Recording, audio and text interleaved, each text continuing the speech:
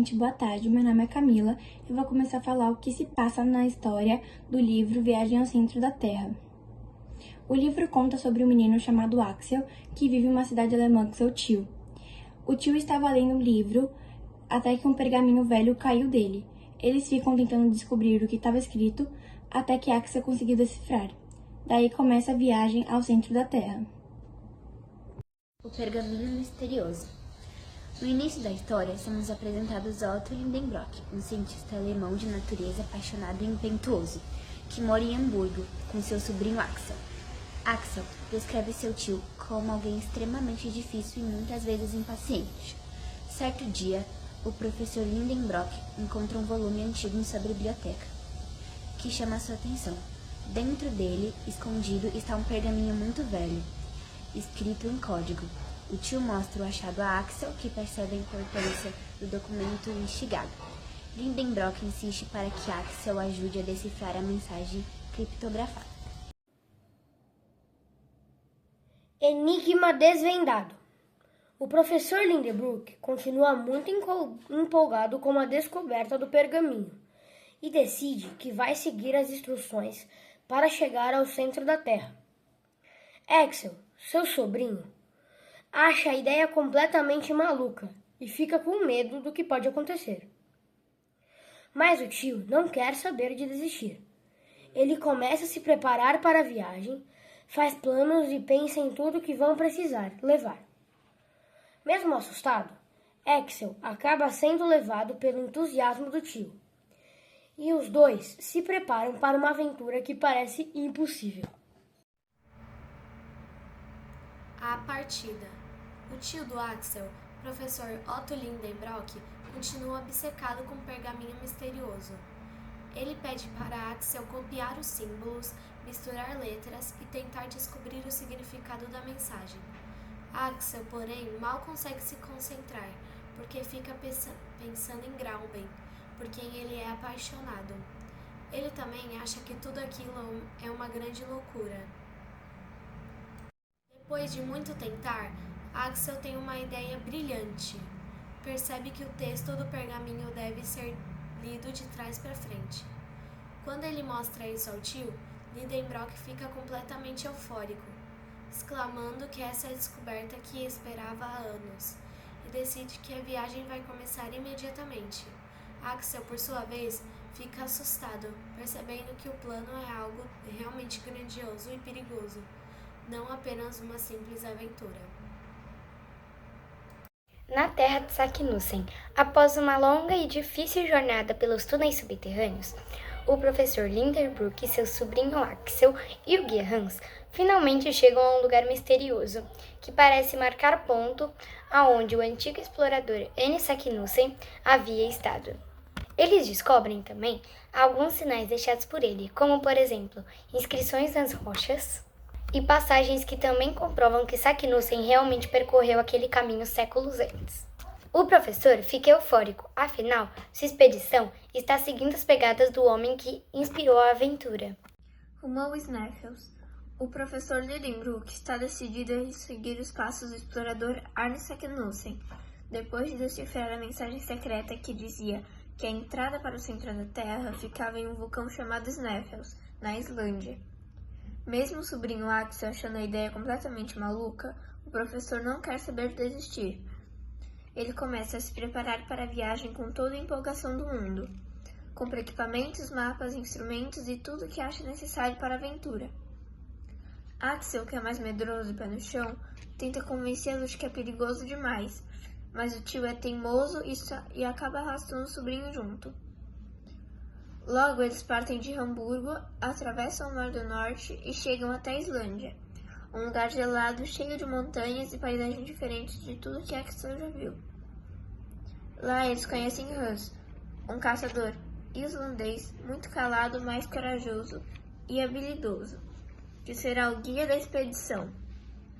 Com ele, o grupo se prepara para subir até o vulcão Sneffels, o ponto de partida da grande aventura rumo ao centro da Terra. Agora vou fazer um resumo sobre o capítulo Na Cratera. É a primeira experiência real de Axel pelo que seria uma longa jornada no interior da Terra. O professor Lindenbrock, o sobrinho Axel e o guia Hans chegam à cratera do vulcão Sneffels, ponto de partida para a descida ao interior da Terra. O lugar é imenso e assustador.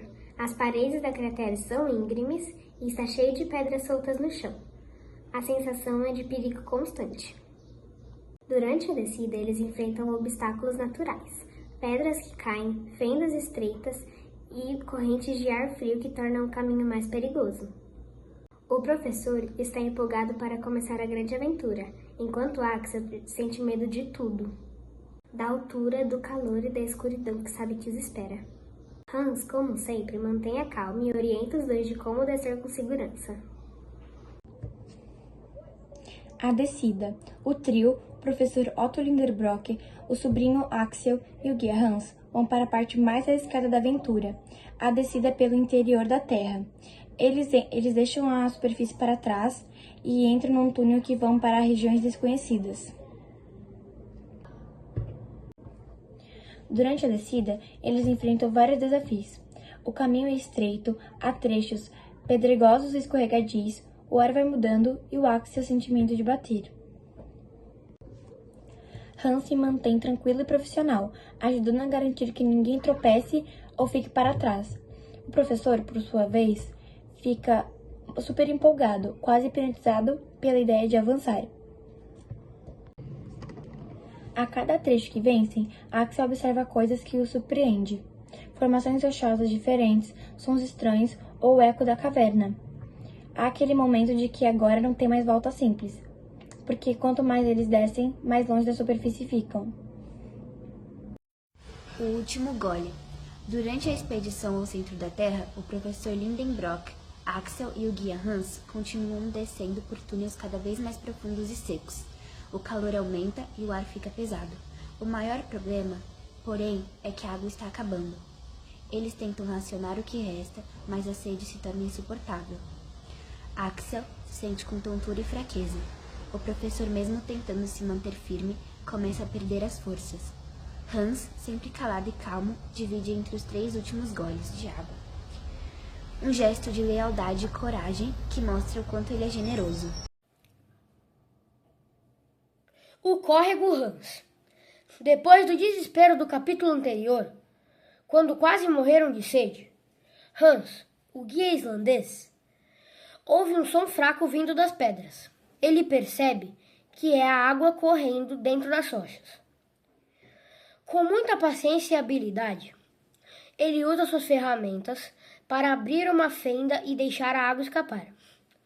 A água jorra com força e os 3 companheiros conseguem finalmente matar a sede. Esse pequeno rio subterrâneo passa a acompanhá-los pela jornada e o professor Lindenbrock decide chamá-lo de Córrego Hans, em homenagem ao guia que o salvou. Debaixo do oceano. Depois de muita caminhada pelos túneis, professor Lindenbrock, Axel e Hans descobrem um lugar enorme cheio de água, um tipo de oceano escondido debaixo da terra. Eles ficam impressionados porque o lugar parece outro mundo. Tem ondas, ventos e até neblina, mesmo estando no subterrâneo. O professor fica super animado, querendo explorar tudo, enquanto Axel fica meio assustado, mas também encantado com o que vê. Hans, como sempre, é o mais calmo e ajuda os dois a seguir em frente. Eles decidem atravessar o oceano num tipo de barco improvisado, prontos para continuar a aventura rumo ao centro da Terra. Desespero e escuridão. Durante a viagem subterrânea, as coisas começam a dar muito errado. Axel acaba se separando do tio e de Hans dentro dos túneis e acaba ficando completamente sozinho no escuro, sem luz, sem comida e sem saber para onde ir. Ele até tenta gritar, mas o som ecoa e ninguém responde. O medo toma conta dele e um puro desespero. Ele sente fome, sede e começa a perder as esperanças. Mesmo assim, tenta manter a calma e tenta lembrar das lições que o tio ensinou para ele sobre não desistir. Depois de muito tempo perdido, ele finalmente ouve a voz de Lindenbrock. Os dois conseguem se reencontrar com a ajuda de Hans. A recuperação de Axel. Depois de passar muito tempo perdido e quase sem forças, Axel é encontrado por Hans pelo professor Lidenbrock. Ele está fraco, desidratado e quase desmaiando, mas Hans cuida dele com muita calma e paciência. Dá água do córrego que descobriu e ajuda Axel a se recuperar aos poucos. O professor fica muito aliviado e emocionado, porque achava que o sobrinho tinha morrido. Durante a recuperação de Axel percebe quanto o tio realmente se importa com ele, mesmo sendo tão teimoso e impaciente às vezes. Agora, vou fazer um resumo sobre o capítulo Combate no Mar. Enquanto atravessam o oceano subterrâneo com seu barquinho, o professor Lindenbrock, Axel e Hans vivem um momento de muita emoção e perigo. De repente, o mar começa a se agitar, e eles percebem que duas criaturas gigantes estão começando a lutar nas águas. Parecem monstros pré-históricos enormes e assustadores. Eles ficam apavorados achando que o barco vai virar, mas ao mesmo tempo ficam fascinados com o que estão vendo.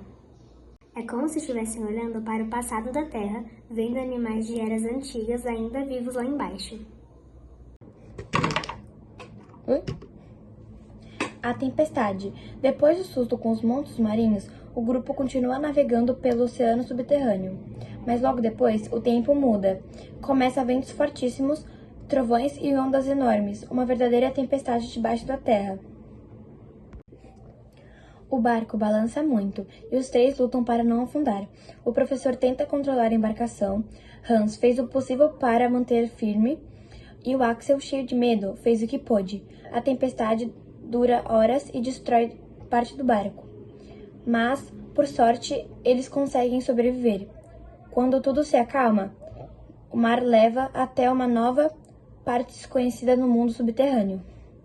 Revolta e descoberta. Depois da tempestade, o barco dos exploradores é jogado em uma nova parte das cavernas. O professor Lindenbrock fica animado para continuar a expedição, mas Axel começa a ficar cansado e desanimado, achando que talvez nunca conseguirá voltar à superfície. Ele chega a discutir com o tio, que continua obcecado pela descoberta ao centro da Terra. Por isso, o título fala em revolta. Mesmo assim, eles seguem em frente e acabam fazendo uma grande descoberta. Sinais deixados por Arne Saknussemm, o explorador que inspirou toda a viagem. Isso mostra que estão no caminho certo. Novas pistas de Saknussemm. Depois de muita caminhada e desafios, o professor Lindenbrock, Axel e Hans encontram novas provas de que Arne Saknussemm realmente passou por ali. Eles descobrem símbolos e marcas gravadas nas rochas, que servem como uma espécie de mapa indicando o caminho que ele seguiu. O professor fica super animado. Afinal, isso mostra que eles estão bem perto do centro da Terra. Axel também se empolga e volta a acreditar na expedição. Hans, como sempre, observa tudo com muita calma e ajuda o grupo a seguir pelas passagens indicadas pelas pistas. Travessia forçada.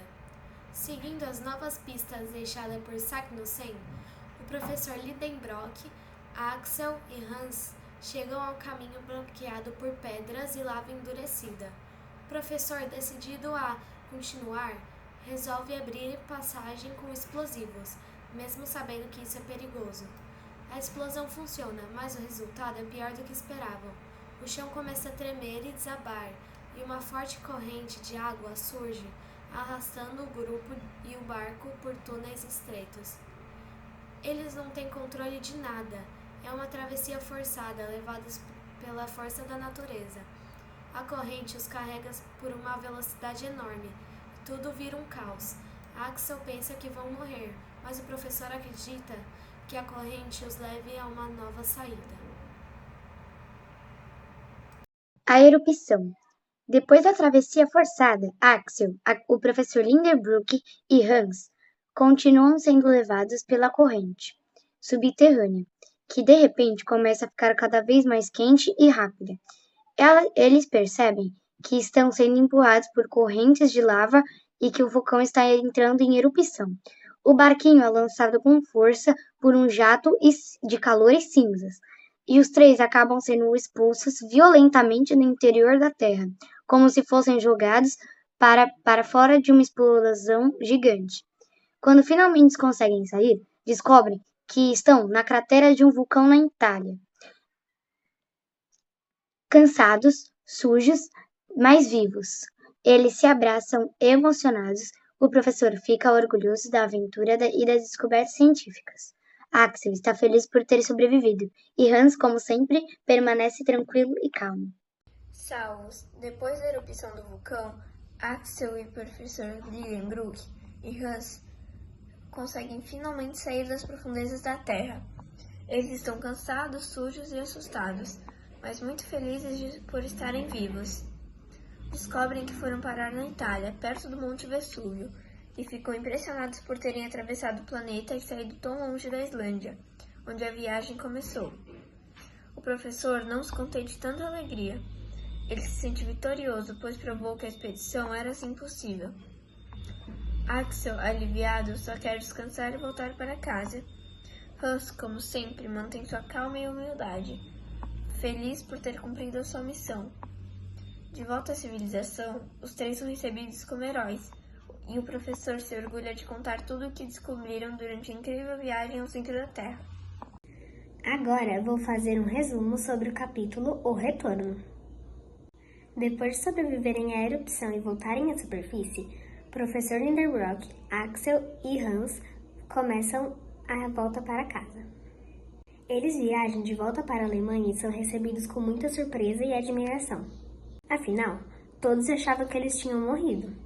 O professor fica famoso pela expedição e começa a ser visto como um grande cientista. Axel, por outro lado, está feliz por ter sobrevivido e aprendido tanta coisa.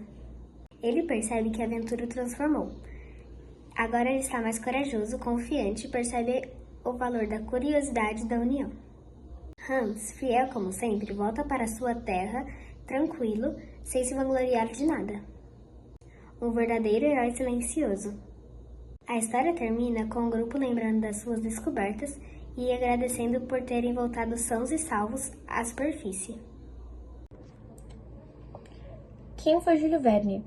Este capítulo fala sobre o autor do livro, Júlio Verne, que foi um escritor francês muito famoso, considerado o pai da ficção científica em 1828. E desde jovem era curioso e sonhava com viagens, invenções e lugares misteriosos. Júlio Verne escreveu várias histórias de aventura e descobertas, como 20.000 léguas submarinas, Volta ao Mundo em 80 dias e A Viagem ao Centro da Terra. Mesmo vivendo numa época em que muitas dessas ideias pareciam impossíveis, ele imaginava submarinos, viagens espaciais e máquinas incríveis, coisas que já se foram inventadas muitos anos depois. Suas histórias misturam ciência, imaginação e coragem, inspirando leitores do mundo todo até hoje. Verne morreu em 1905, mas continua sendo lembrado como um dos maiores escritores de aventuras e sonhos científicos de todos os tempos. Quem é Lúcia Tomczynski? Esse capítulo fala sobre Lúcia Tomczynski, que foi a autora da adaptação de A Viagem ao Centro da Terra para a série Reencontro Infantil, da editora Simpione. Ela pegou o texto original de Júlio Verne, que é mais antigo e difícil, e o reescreveu de um jeito mais simples e divertido para que leitores mais jovens pudessem entender e aproveitar melhor a história. Lúcia Tomczynski é uma escritora e professora brasileira, conhecida por adaptar clássicos de literatura para o público infantil e juvenil. O trabalho dela ajuda muitas crianças a descobrirem grandes histórias de literatura mundial de forma leve e acessível.